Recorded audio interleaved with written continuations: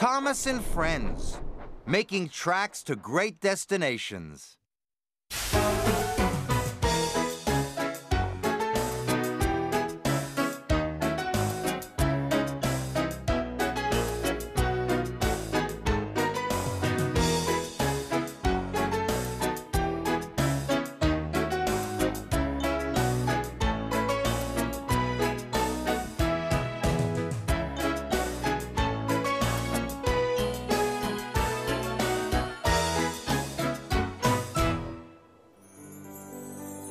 The island of Sodor is surrounded by beautiful blue sea.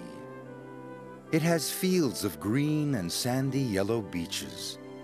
There are rivers, streams, and lots of trees where the birds sing.